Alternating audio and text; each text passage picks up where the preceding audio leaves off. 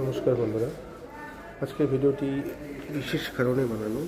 কারণটি হচ্ছে যে অনেকেই বলে থাকেন যে সরকারি জায়গাতে নাকি হসপিটালে পরিষেবা খুব একটা ভালো না, ফ্যাসিলিটি ভালো না, পরিষ্কার পরিচ্ছন্নতা মেনটেন করা হয় না। তো সেই কারণে আমি ভিডিওটি বানাচ্ছি। যদিও এখানে ভিডিও করা অ্যালাউ নয়, তাও আমি ভিডিও বানানোর সুযোগ পেয়েছি, কারণ এখন লাঞ্চ টাইম চলছে। এই মুহূর্তে সিকিউরিটি গার্ড বা যারা মেডিকেল স্টাফ আছেন তারা এই মুহূর্তে অ্যাভেলেবেল নয়, ঠিক আছে। যে কারণে আমি ছোট্ট করে আপনাদের দেখাচ্ছি। এটা হচ্ছে কল্যাণী এইমসের ভিতরে আমি বসে আছি, এবং কল্যাণী এইমসের ইনফ্রাস্ট্রাকচার আপনাদের আমি দেখিয়ে দিচ্ছি। ইনফ্রাস্ট্রাকচারটা দেখুন। এখানে এই বেডগুলো দেখতে পাচ্ছেন তো, এই বেডগুলো কিন্তু সবই না, মানে এটা হচ্ছে এখানকার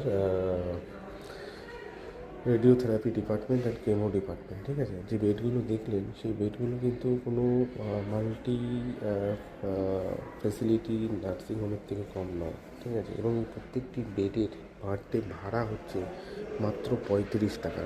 মানে একটি পেশেন্টকে এখানে কেমো দিতে আনলে তার শুধু বেড ভাড়া লাগে 35 টাকা।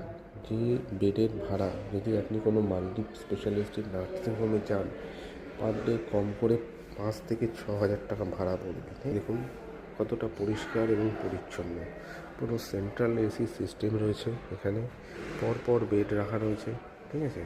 তো আপনারা বলুন যে সরকারি জায়গায় যে আপনারা বলেন যে ফেসিলিটি পাওয়া যায় না, ইনফ্রাস্ট্রাকচার নেই, এই ছবিটি দেখলে কেউ বলবে এটা কল্যাণী এইমস সরকারি হসপিটাল।